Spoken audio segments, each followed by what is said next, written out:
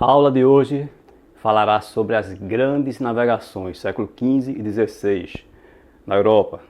Eu sou o professor José da Costa e este é o canal História em um Instante. Desde já fica a indicação do livro História Concisa do Brasil. História Concisa do Brasil, do historiador Boris Fausto. Excelente! Então, grandes navegações, século XV, XVI, vamos dar ênfase aqui principalmente a Portugal. Então veja bem, século XV, XVI é o século do Renascimento Científico, já falei aqui sobre Renascimento Científico, vai na minha playlist História Geral, Reforma Protestante, o século aí do finalzinho da Idade Média, a ascensão da burguesia, o fortalecimento aos poucos da burguesia. Então temos aí século XV, XVI, as grandes navegações, a expansão, principalmente Portugal e a Espanha, porque na Idade Média o que acontecia era basicamente o seguinte: o comércio de especiarias estava nas mãos de árabes e de italianos, sendo na Itália Gênova e Veneza os grandes centros comerciais, digamos assim, para revender os produtos, as especiarias e artigos de luxo na Europa. Então, Gênova e Veneza pegavam esses artigos de luxo do Oriente, pelos árabes, por exemplo, e revendia na Europa com lucro muito alto. Portugal queria entrar nessa questão, principalmente na venda de especiarias. Só que não tinha como. Havia aí o monopólio de Gênova e de Veneza. Então, Portugal foi o país pioneiro, digamos assim, a tentar buscar especiarias na Índia, no Oriente, contornando ali o continente africano. Então, por que Portugal foi o primeiro país a se lançar ao mar? Por alguns motivos.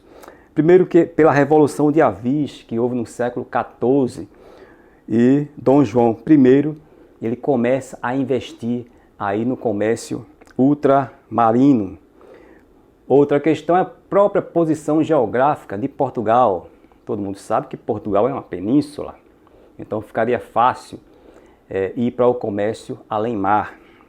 Outra questão é a pesca, eram experientes pescadores. A invenção da caravela pelos portugueses, um barco mais leve, mais ágil, facilitou também. A própria bússola, não foram os portugueses que inventaram, mas aperfeiçoaram, usaram bastante a bússola. E em 1415 começam na África, em Ceuta, na África, começa ali a ganhar espaço Portugal. E eles queriam, os portugueses queriam esse comércio de especiarias, que eram cravo, canela, pimenta, gengibre, porque o lucro ele era altíssimo e era algo muito usado na época. Vejamos aqui o que diz Boris Fausto no seu livro História do Brasil, História Concisa do Brasil. O alto valor dos condimentos se explica pelos limites das técnicas de conservação existentes na época e também por hábitos alimentares. A Europa Ocidental, na Idade Média, foi uma civilização carnívora. Grandes quantidades de gado eram abatidas no início do verão, quando as forragens acabavam no campo. A carne era armazenada e precariamente conservada pelo sal, pelo fumo ou simplesmente pelo sol.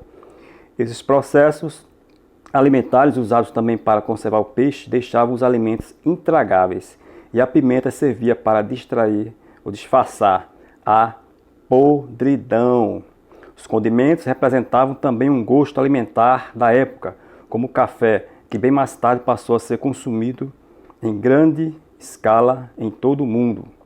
Ouro e especiarias foram assim bens sempre muito procurados no século XV e XVI, mas havia outros como o peixe e a carne, madeira e corantes, drogas medicinais e pouco a pouco um instrumento dotado de voz, os escravos africanos. Então, aí a importância das especiarias, principalmente naquelas viagens das grandes navegações, viagens de 1 mês, 2, 3 meses, para conservar o sabor dos alimentos. Então temos aí uma síntese das grandes navegações, dando ênfase principalmente aí a Portugal como aquele país pioneiro das grandes navegações do século XV, XVI, e porque Portugal foi o primeiro país a se lançar ao mar em busca do comércio das especiarias.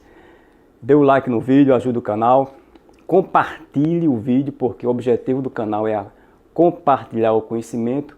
Ajudou você, ajude a outros compartilhando o conhecimento e ajude evidentemente o canal, porque o canal vai crescer à medida em que você vai ajudar o canal a crescer. Eu aqui faço minha parte e vocês aí fazem a parte de vocês ajudando o canal a crescer.